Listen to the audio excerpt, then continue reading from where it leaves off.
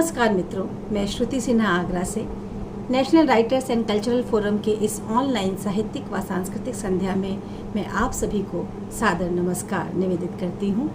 मित्रों, कुछ दिनों से इस सांस्कृतिक व साहित्यिक ऑनलाइन संध्या में हम गीतों, गज़लों, कविताओं का दौर जो है वो सुन रहे हैं। तो कुछ अलग ही रस आज मैं आप लोगों के सामने प्रस्तुत कर रही हूँ और वो रस है कहानी विधा का।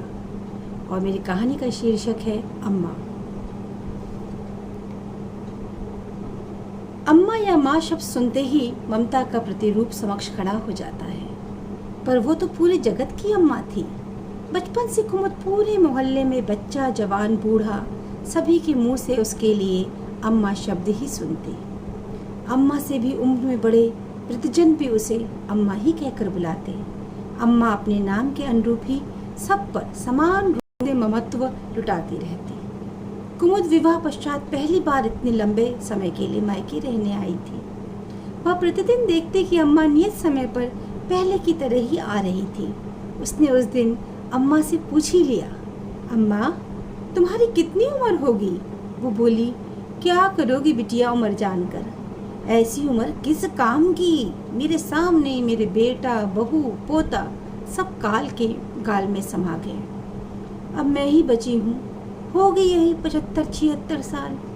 मैं अवाक देखती रह गई। इतनी विपदा झेलने के बाद भी अम्मा कितना सहज व सरल जीवन जी रही थी।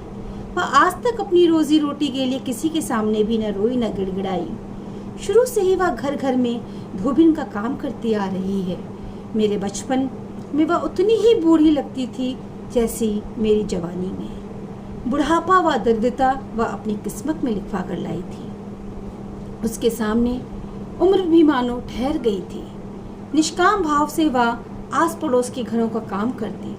जो भी खाने को मिलता उसे खाती और खिलाने वाले को मन भर आशीर्वाद देती जाती। उसके सभी मौजूदा मालिक जानते थे अम्मा अपने घर में एकमात्र प्राणी बची है, अतः उसके लिए सभी के घर में कुछ न कुछ अवश्य रहता था। धीरे धीरे समय पंख लगाए उड़ता रहा और कुमुद भी माँ, दादी व नानी बन गई। इस बार रक्षाबंधन पर भाई जबरदस्ती आकर माँ के ले गया। माँ बाप तो कब का चल बसे थे, लेकिन भाई भाभी ने उनके जाने के बाद भी कुमुद को वही मान व सम्मान, आदर सत्कार दिया। आज कुमुद वर्षों पश्चात मायके आई थी। राखी इत्यादि बांधने बंधवाने में दोपहर निकल गई थी। वे सभी त्योहार के बाद दोपहर की मीठी नींद का आनंद ले रहे थे कि अचानक बड़ी तेज दरवाजा भड़बड़ाया। भाभी बड़बड़ाती हुई उठी, कौन आ मरा? अभी तो आंख लगी थी। दरवाजा खोलते ही भाभी बड़ी जोर से चिल्लाई, कुमुद जल्दी आओ कुमुद, देखो तो कौन आया है। मैं उसे दरवाजे पर देख अवाक खड़ी थी। क्या कोई इतनी लंबी उम्र भी पा सकता है?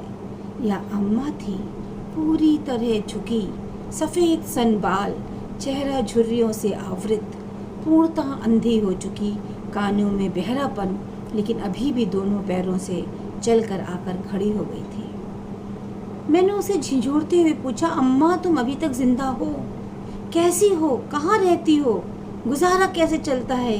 आदि आदि। लेकिन लगभग बहरी हो चुकी शतायु अम्मा को मैं जो भी बोल रही थी वह कुछ भी वास्तव में सुनाई नहीं दे रहा था।